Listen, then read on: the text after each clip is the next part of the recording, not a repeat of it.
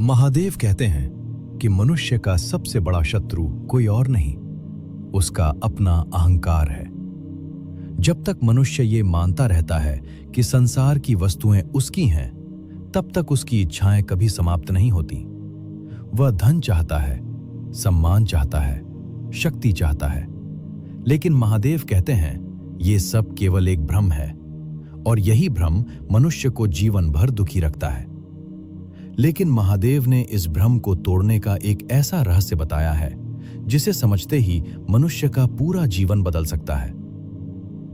सारी इच्छाएं एक ही स्थान से जन्म लेती हैं और वो स्थान है मनुष्य का अहंकार।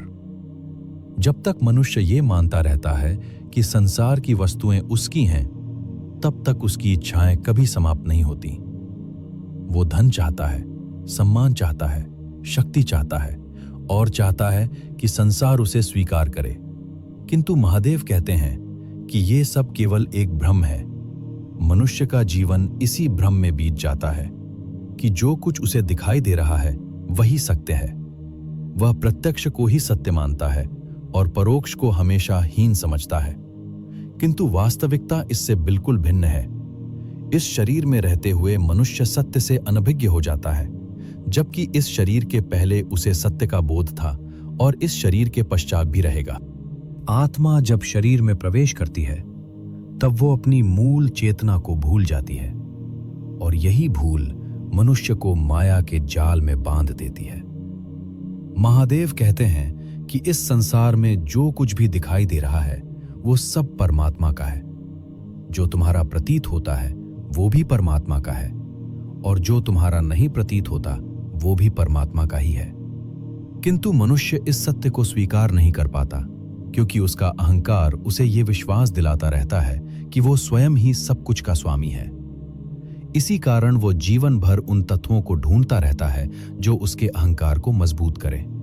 वह ज्ञान भी इसलिए प्राप्त करना चाहता है ताकि वह दूसरों से श्रेष्ठ दिखाई दे सके। भक्ति भी इसलिए करता है ताकि लोग उसे धर्मात्मा समझें, और तपस्या भी इसलिए करता है ताकि उसे शक्ति प्राप्त हो। किंतु इन सब के पीछे छिपा हुआ उद्देश्य यदि अहंकार है, तो वह कभी भी उसे सत्य तक नहीं पहुंचा सकता। महादेव कहते हैं कि सत्य को प्राप्त करने के लिए सबसे पहले मनुष्य को यह स्वीकार करना होगा कि वह स्वयं कुछ भी नहीं जानता, क्योंकि जिस पात्र में पहले से ही पानी भरा हुआ हो उसमें नया जल नहीं भरा जा सकता। उसी प्रकार जिस मन में ज्ञान का अहंकार भरा हुआ हो उसमें वास्तविक ज्ञान का प्रवेश संभव नहीं है। इसलिए महादेव कहते हैं कि ज्ञान का भ्रम ही अज्ञानता का पहला लक्षण है। जो व्यक्ति यह मान लेता है कि वह सब कुछ जानता है, वही व्यक्ति सबसे अधिक अज्ञानी होता है, क्योंकि जहां प्रश्न समाप्त हो जाते हैं वहां जिज्ञासा भी समाप्त हो जाती है, और जहां जिज्ञासा नहीं होती वहां ज्ञान का विस्तार नहीं हो सकता।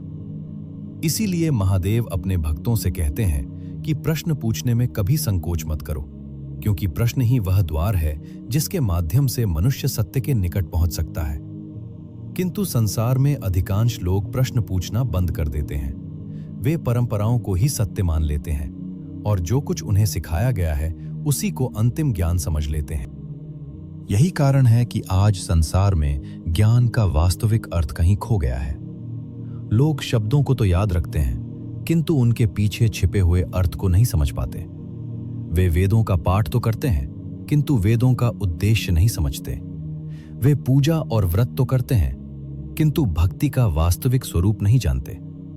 महादेव कहते हैं कि सत्य को स्वीकार करने का अवसर हर मनुष्य को जीवन में कभी न कभी अवश्य मिलता है, किंतु उस क्षण को पहचान पाना ही सबसे कठिन कार्य है, क्योंकि उस क्षण में मनुष्य को अपने अहंकार को छोड़ना पड़ता है, और अहंकार को छोड़ना मनुष्य के लिए सबसे कठिन तपस्या है।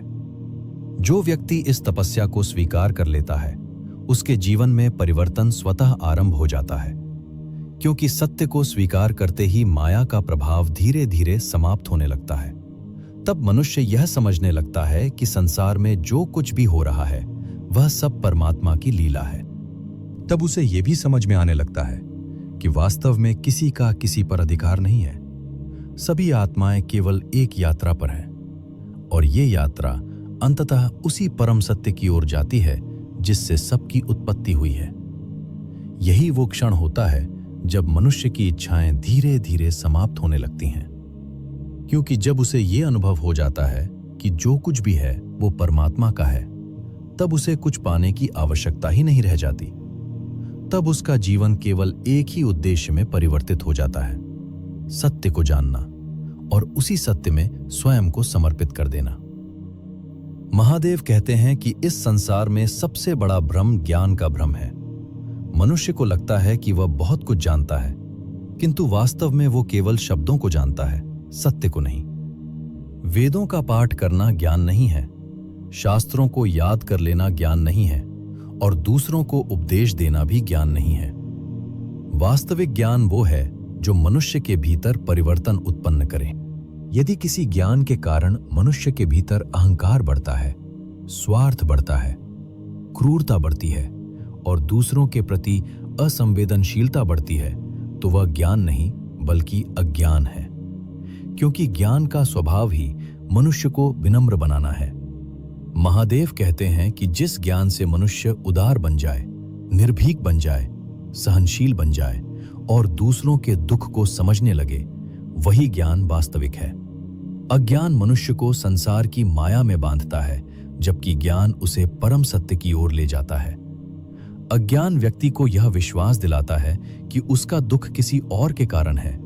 वह परिस्थितियों को दोष देता है, लोगों को दोष देता है, भाग्य को दोष देता है।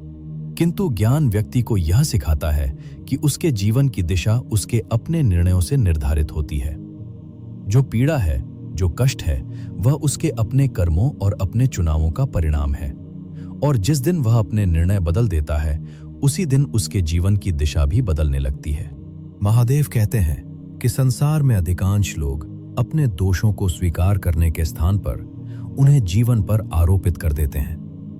उन्हें लगता है कि जीवन ही ऐसा है और वे उसके सामने विवश हैं, किंतु वे ये नहीं समझते कि वे जिन प्रवृत्तियों को अपने भीतर धारण किए हुए हैं, वही प्रवृत्तियां दुख को जन्म देती हैं। अहंकार मनुष्य को यह स्वीकार करने ही नहीं देता कि वो कुछ नहीं जानता, और यही अहंकार उसे सत्य से दूर ले जाता है, क्योंकि सत्य को जानने के लिए सबसे पहली आवश्यकता विनम्रता है। जिस मन में ये स्वीकार करने का साहस हो कि वो अभी तक सत्य को नहीं जान पाया है, वही मन सत्य के निकट पहुंच सकता है। महादेव कहते हैं कि ज्ञान का उद्देश्य केवल स्वयं का उत्थान नहीं है, बल्कि समस्त संसार का कल्याण है। ज्ञान का मूल उद्देश्य परोपकार है। जो व्यक्ति केवल अपने लिए जीता है, वो ज्ञान के मार्ग पर नहीं है, क्योंकि ज्ञान मनुष्य को दूसरों के सुख और दुख के प्रति संवेदनशील बना देता है। जब किसी व्यक्ति के भीतर वास्तविक ज्ञान जागृत होता है, तो वो ये समझने लगता है कि इस संसार में सभी आत्माएं एक ही परम चेतना का अंश हैं। तब वो दूसरों की भावनाओं का सम्मान करने लगता है, दूसरों के दुख को अपना दुख समझने लगता है। किंतु जो व्यक्ति दूसरों की भावनाओं का अनादर करता है, जो केवल अपने लाभ के बारे में सोचता है, उसे ज्ञानी नहीं कहा जा सकता। अज्ञान मनुष्य को माया में उलझाता जाता है और वो संसार की वस्तुओं को ही अंतिम सत्य समझने लगता है। किंतु ज्ञान मनुष्य को यह अनुभव कराता है कि संसार की हर वस्तु अस्थायी है। धन, शक्ति, प्रसिद्धि, शरीर, ये सब समय के साथ समाप्त हो जाने वाली चीजें हैं। इसलिए जो व्यक्ति इन चीजों को ही जीवन का लक्ष्य बना लेता है, वो अंततः दुख ही प्राप्त करता है। महादेव कहते हैं कि ज्ञान का सर्वोच्च रूप आत्मज्ञान है। जब मनुष्य अपने वास्तविक स्वरूप को पहचान लेता है, तब उसे यह अनुभव होता है कि वो केवल शरीर नहीं है, वो उस परम चेतना का अंश है जो सृष्टि के हर कण में विद्यमान है। यही अनुभव उसे मुक्ति की ओर ले जाता है। आत्मज्ञान वह प्रकाश है जो अज्ञान के अंधकार को समाप्त कर देता है, और जब यह प्रकाश प्रकट होता है तो मनुष्य को यह स्पष्ट दिखाई देने लगता है कि उसके जीवन का वास्तविक उद्देश्य क्या है।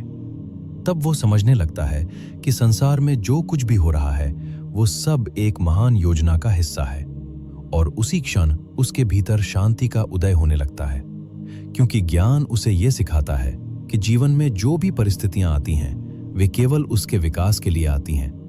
वे उसे मजबूत बनाने के लिए आती हैं, उसे सत्य के और अधिक निकट ले जाने के लिए आती हैं।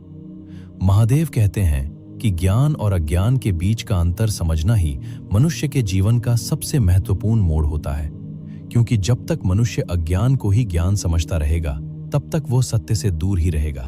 किंतु जिस दिन उसे ये समझ आ जाएगी कि वास्तविक ज्ञान क्या है, उसी दिन से उसका जीवन बदलना शुरू हो जाएगा। उसी दिन से उसके भीतर एक नई यात्रा आरंभ होगी, वो यात्रा जो उसे परम सत्य तक ले जाएगी। और यही यात्रा मनुष्य को अंततः उस अवस्था तक पहुंचाती है जहां इच्छाएं समाप्त हो जाती हैं और केवल एक ही भावना शेष रह जाती है, परमात्मा के प्रति पूर्ण समर्पण। महादेव कहते हैं कि संसार में मनुष्य अनेक प्रकार की साधनाएं करता है।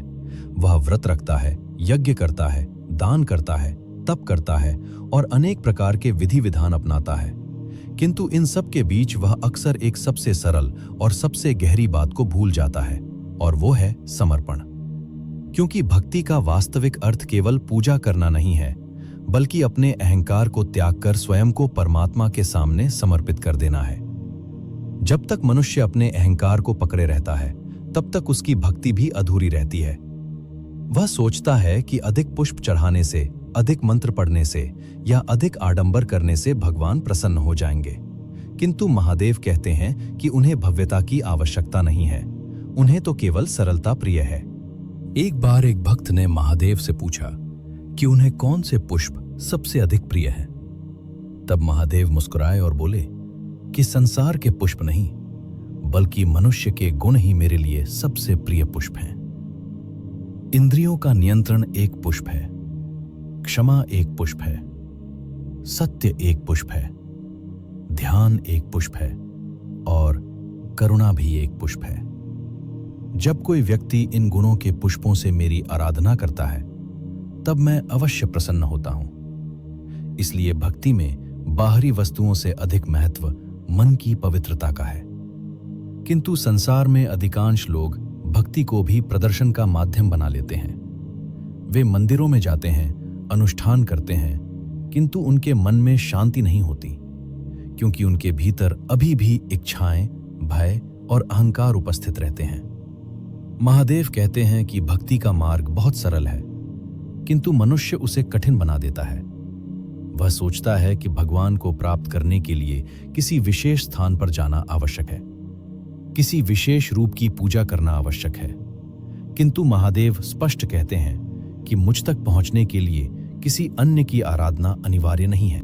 मेरे सच्चे भक्त मुझे किसी भी रूप में पूज सकते हैं, किसी भी रूप में प्राप्त कर सकते हैं, क्योंकि परमात्मा का स्वरूप सीमित नहीं है। वो हर रूप में विद्यमान है, हर जीव में विद्यमान है, हर कण में विद्यमान है। जो व्यक्ति इस सत्य को समझ लेता है, उसके लिए भक्ति का मार्ग अत्यंत सरल हो जाता है। तब वो हर क्षण भगवान को अनुभव करने लगता है। तब उसे यह अनुभव होता है कि परमात्मा केवल मंदिरों में नहीं है, बल्कि उसके अपने हृदय में भी है। महादेव आगे कहते हैं कि इस संसार में पुरुष और प्रकृति कभी अलग नहीं हो सकते। शक्ति के बिना शिव अधूरे हैं और शिव के बिना शक्ति भी अधूरी है। इसलिए शिव और शक्ति का संबंध केवल देवताओं की कथा नहीं है, बल्कि यह संपूर्ण सृष्टि का मूल सिद्धांत है। जहां चेतना है वहां ऊर्जा है, और जहां ऊर्जा है वहां चेतना भी है। यदि शरीर में शक्ति न हो तो वह निर्जीव हो जाता है। इसी प्रकार यदि जीवन में चेतना न हो तो वह केवल एक यांत्रिक अस्तित्व बनकर रह जाता है।